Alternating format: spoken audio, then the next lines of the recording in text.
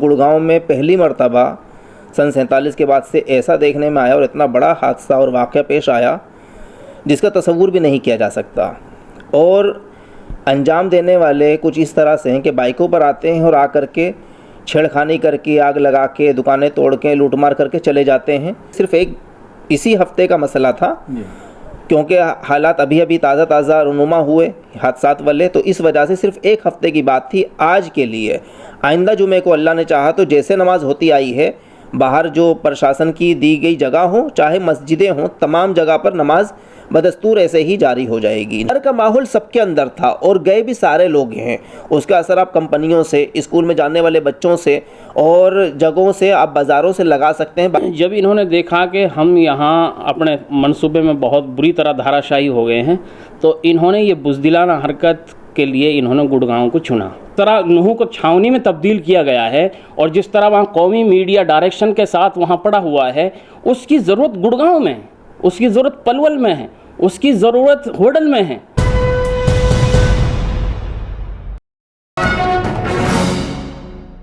31 जुलाई को नूह के इलाके में भड़की हिंसा और उसके बाद उसकी चपेट में आसपास का इलाका भी आता चला गया। गुरुग्राम में जिस तरह से 2 मसाजिद को नुकसान पहुंचाया गया और एक इमाम साहब की जिस तरह से मौत हुई, उसके बाद लगातार कुछ न कुछ छुटपुट घटनाएं गुड़गांव के इलाके में और उसके आसपास के इलाकों में रोज़ाना देखने में आ रही हैं। आज जुमे का दिन था। जुमे के दिन की वजह से प्रशासन काफ़ी सतर्क था और मुसलमानों से ये अपील की गई कि आप मसाजिद में जुम्मे की नमाज़ पढ़ने के लिए ना जाएं, जिसकी वजह से तमाम मसाजिद में आज यहाँ पर गुरुग्राम में जुम्मे की नमाज़ अदा नहीं की गई। इन्हीं सारी बातों पर बात करने के लिए हमारे साथ मौजूद हैं जमीयत उलमा हिंद गुरुग्राम के सदर हैं मुफ्ती सलीम कासमी साहब। मुफ्ती साहब, क्या कहना चाहेंगे, आज जिस तरह से प्रशासन ने जुम्मे की नमाज़ पर पाबंदी लगाई, उसको लेकर पूरे हिंदुस्तान के मुसलमानों में बेचैनी है कि आखिर पाबंदी क्यों? सुरक्षा में नमाज अदा कराई जा सकती थी, क्यों पाबंदी लगाई? और सवाल ये खड़ा हो रहा है कि उलमा इकराम ने उसकी अपील क्यों की?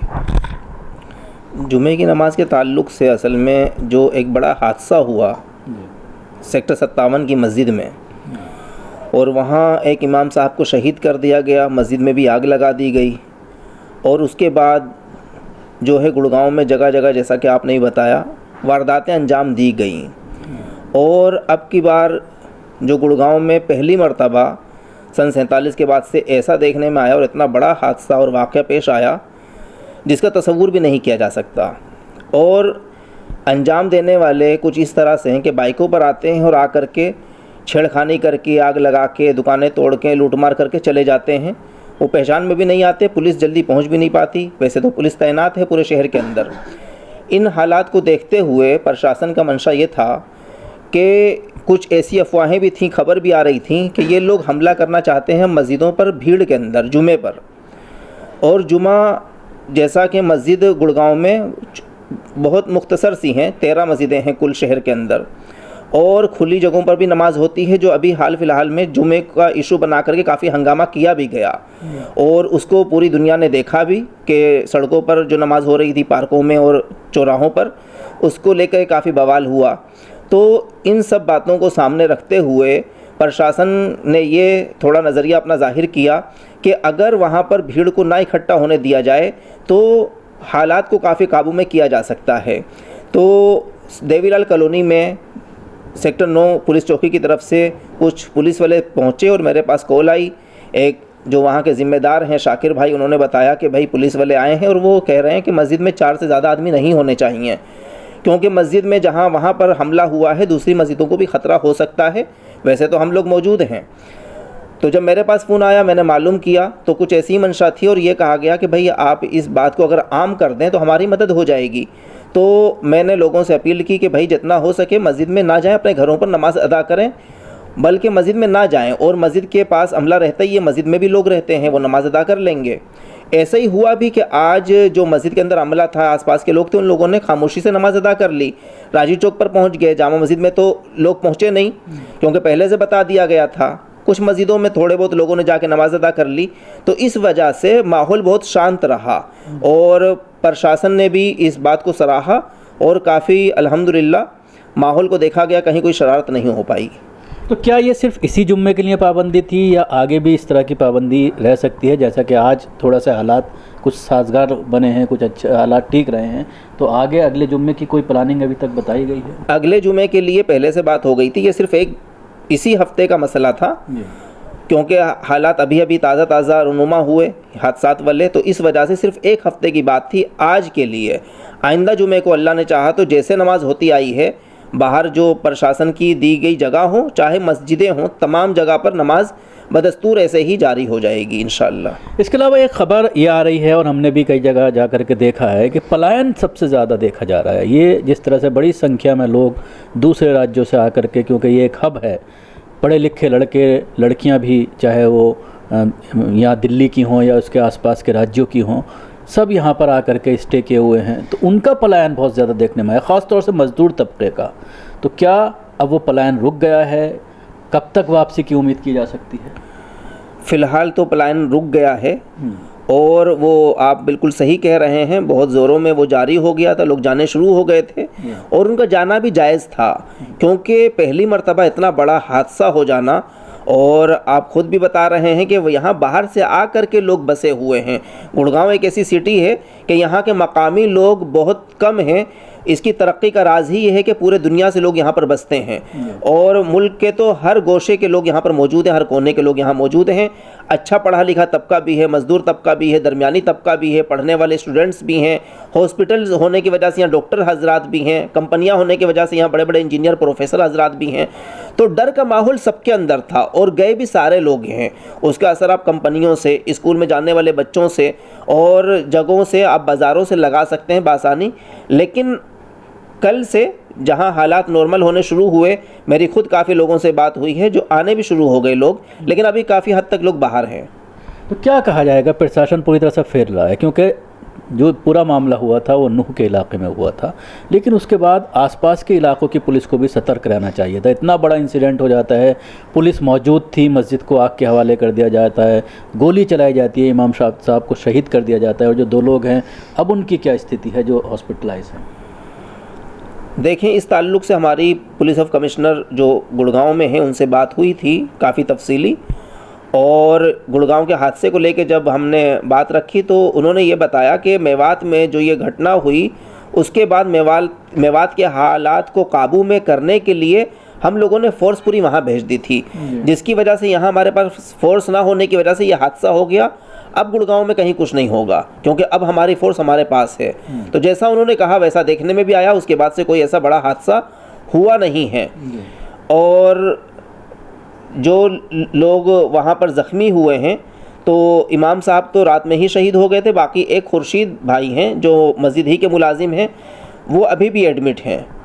कैसी कंडीशन है? उनकी कंडीशन अभी बहुत अच्छी नहीं है, लेकिन इलाज उनका चल रहा है और लोग ताउन कर रहे हैं। उनके इलाज के ताल्लुक से भी वो इतने मालदार नहीं हैं, काफ़ी कमज़ोर हैं घरेलू एतबार से, तो लोगों ने, गुड़गांव के मुसलमानों ने ही मदद करी है। लोग उनके अकाउंट में पैसे भेज रहे हैं ताकि हॉस्पिटल का बिल अदा किया जा सके। तो सरकार की तरफ से भी कोई मदद नहीं की जा रही? अभी सरकार की तरफ से कोई मदद नहीं है, और बात रखी है डीसी साहब से, और मैं भी आपके इस चैनल के ज़रिए बात रखना चाहूँगा सरकार से कि जिन हाफिज़ साहब, इमाम साहब के साथ इतना बड़ा हादसा हुआ है वो एक गरीब फैमिली से ताल्लुक़ रखते हैं और उनके बूढ़े माँ बाप भी हैं।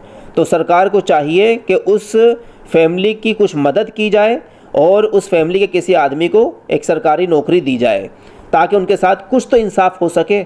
और जिसके साथ जो अभी अपने ज़िंदगी मौत की जंग लड़ रहा है, आईसीयू में है, हॉस्पिटल में, उसके इलाज की तरफ भी तवज्जो की जाए, उसकी भी मदद की जाए और उसके घर वालों की मदद की जाए। और जिस मस्जिद को इतना भारी नुकसान पहुंचाया गया, उस मस्जिद को, जिस मस्जिद को बड़े हैरत की बात है कि हरियाणा सरकार ही ने दिया है उस मस्जिद को, और उसी मस्जिद को जला दिया गया, तो हरियाणा सरकार उस मस्जिद के लिए भी, उसकी तामीर के लिए पूरा इंतज़ामात कराए और अपनी निगरानी में उसको अस्तर-ए-नौ बनवाए। तो इन सारी मांग को लेकर कोई आपकी तरफ से डेलीगेशन जाएगा, कुछ मेमोरेंडम वगैरह देने की कोशिश की जाएगी? क्योंकि जब तक एफर्ट नहीं की जाएगी शायद उस पर आगे चीज़ें नहीं बढ़ेंगी जिस तरह के जिस नज़रिए की सरकार है यहाँ पर। मेरी आज सुबह में असलम भाई से बात हुई है, जो अंजुमन चैरिटेबल ट्रस्ट के चेयरमैन हैं, और उन्हीं के ट्रस्ट के को ही वो मस्जिद अलॉट की गई थी, वो पलोट। तो उनसे बात हुई है। डीसी साहब से हम लोग मंडे को मुलाकात करेंगे और उनसे इन बातों पर तफसीली बात होगी और हम लिख करके उनको देंगे इंशाल्लाह। तो अब क्या लगता है कि हालात आज से, जैसा कि आप कह रहे थे कि अब पेट्रोलिंग ज़्यादा बढ़ा दी गई है पुलिस के ज़रिए, और जो इस तरह के असामाजिक तत्व हैं उनको बुला करके पुलिस के ज़रिए धमकाया भी गया है, तो क्या अब इस पर पूरी तरह से अंकुश लग जाएगा?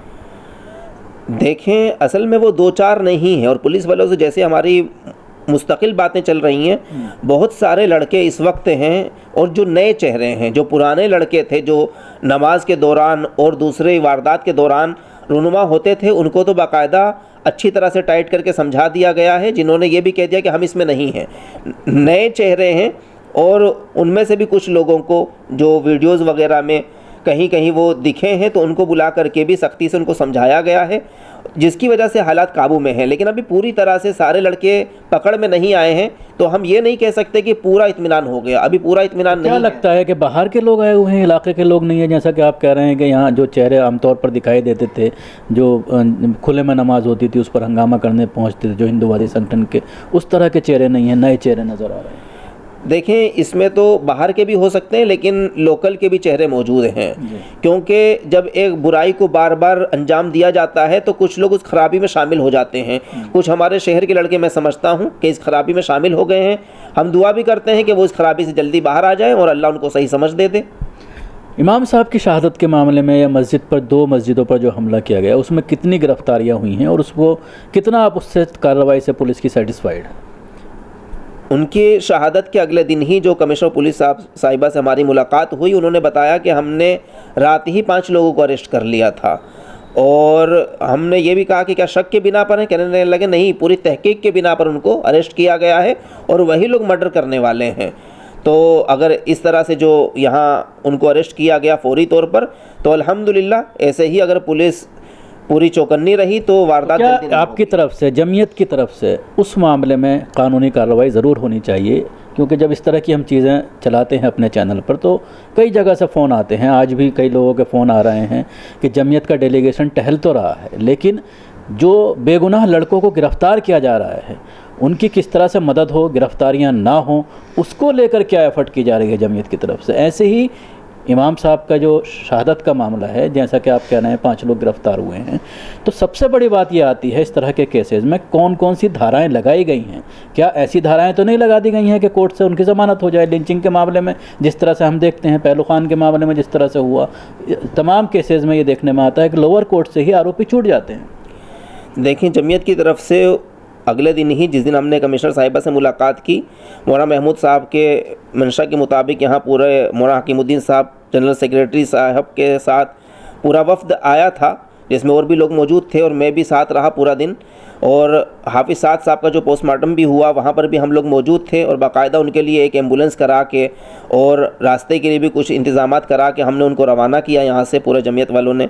और उसके बाद कमिश्नर साहिबा से भी जो बात हुई है, उन लोगों के ताल्लुक़ से FIR हमारे पास आ गई है, और उसके अंदर जो धाराएं हैं वो तो मैं अभी नहीं बता सकता क्योंकि मेरे इल्म में नहीं है। बाकी जमीयत उसके एतबार से पूरी तरह से उस काम में लगी हुई है और उस काम को अंजाम दिया जाएगा। जैसा कि पहले भी गुड़गांव में जो वारदात अंजाम दी गई हैं, चाहे लुकमान का मामला हो, मोब लिंचिंग का, चाहे पटौदी के अंदर जो वारदात अंजाम दी गई वो मामला हो, वो सारे अभी हाई कोर्ट के बाद सुप्रीम कोर्ट में भी मैं बताना चाहूँगा कि जो हमारे वकील साहब हैं कपिल सिब्बल, उनके ज़रिए एक फ़ाइल दायर कर दी गई है और ये मामला सुप्रीम कोर्ट में ही पहुंच चुका है और इंशाल्लाह इसको भी जमीयत ले करके जाएगी। शुक्रिया मुफ्ती साहब, हमसे बात करने का। क्या कहना चाहेंगे साबिर साहब, गुड़गांव में जिस तरह से आज हमारे साथ ही थे आप पूरे दिन, हालात देखने में आ रहा है कि नूह और मेवात के इलाकों में अब हालात सामान्य होते चले जा रहे हैं। आज हालांकि शाम के वक्त वहाँ पर बिल्डोज़र चलाया गया और अब मीडिया आज उसको यही चला रहा है कि योगी मॉडल अब जो है गुड़गांव में भी लागू कर दिया गया है। लेकिन इसके साथ ही उन इलाकों से छोड़ करके अब जिस तरह से इन इलाकों की तरफ शिफ्ट हुआ, लेकिन हालांकि अब हालात सामान्य होते नज़र आ रहे हैं, गुड़गांव हो या बादशाहपुर हो, इन इलाकों में तोड़ फोड़ देखने में आई। तो क्या कहना चाहेंगे वहाँ पर जिस तरह से जो हालात बने, तो उसके बाद इन इलाकों को क्यों टारगेट किया गया? देखिए, 31 में ये इंसिडेंट होता है नूह के इलाके में, और जो इनके अज़ाई व मंसूबे थे वो बड़े ख़तरनाक थे, और उनमें जिस तरह इनको पसपाई इख्तियार करनी पड़ी और बुज़दिलाना इनका ताक़ुब इनकी वापसी हुई है वहाँ से, ये बहुत बुरी तरह मात खाए हैं जितने भी शरपसंद और जितने भी ऐसे फसादी लोग थे। अब जब इन्होंने देखा कि हम यहाँ अपने मंसूबे में बहुत बुरी तरह धाराशाही हो गए हैं, तो इन्होंने ये बुज़दिलाना हरकत के लिए इन्होंने गुड़गांव को चुना। गुड़गांव पिछले कई सालों से अगर मैं ज़िक्र करूं 2017-18 से इन्होंने प्रयोगशाला बनाई हुई है। वजह उसकी है कि यहाँ गुड़गांव में जो मुस्लिम है वो ज़्यादातर उमरा किस्म के हैं और वो चीज़ों को फेस नहीं कर पा रहे हैं, जिसकी वजह से इनकी तमाम हरकतें यहाँ कामयाब होती नज़र आती हैं, जिसकी वजह से यहाँ शरपसंद गालिब हुए हैं। उन्होंने जब देखा कि जिस अज़ाइम व इरादों और ख़तरनाक इरादों के साथ हम जो है मेवात को चुना था दंगे और फसाद की आग भड़काने के लिए, वहाँ तो 3000 की तादाद में हम जो है पस्त हो गए। तो उसके बाद इन्होंने फिर गुड़गांव को चुना रातों रात, और 12 बजे इमाम साहब का कत्ल कर दिया जाता है। वो ऐसा कत्ल, सनसनी खेज़ कत्ल और वहशियाना कत्ल। उसके बाद गुड़गांव में ये बात 12 बजे के बाद ही आग की तरफ फैल जाती है, और दूसरे दिन 1 अगस्त को गुड़गांव से पलायन बड़ी पैमाने पर होता है, जिसके बाद गुड़गांव में माहौल इतना कशीदा और ख़तरनाक हो जाता है कि यहाँ से मुसलमान का गुज़रना भी 100 बार सोचने पर मजबूर हो जाता है। ये ऐसे तमाम हालात में अब आज पिछले 2 दिन से पूरे इलाक़ाई मेवात का हमने दौरा किया है, नूह ज़िले के ख़ास कर तमाम उन पॉइंट्स पर जो मुतासिरा इलाक़े हैं। हमने वहाँ देखा कि पहले दिन के बाद दूसरा, तीसरा, चौथा, 5वां दिन होने जा रहा है, कोई वहाँ इतने बड़े कौमी लेवल पर कौमी मीडिया वहाँ पड़ा हुआ है, पूरा जो है कैंप किया हुआ है, वहाँ ज़रूरत ही नहीं है। वजह यह है कि वहाँ जो फसाद है वो जो स्थानीय मकामी हिंदू मुसलमान हैं उनके दरमियान नहीं है, और उनके अंदर आज आपने देखा कि उनके अंदर आपसी भाईचारा की कितनी गहरी जड़ें थी, कितनी ताकतवर उनकी बातें थी। आज पिनंगवा के अंदर जो है जितने भी हिंदू भाई थे उन्होंने आपसी इत्तेहाद और अमन का पैगाम दिया है, और इसकी बड़े पैमाने पर उन्होंने ज़रूरत भी जाहिर करी कि ये हमारे अमन की हम सब की ज़रूरत है।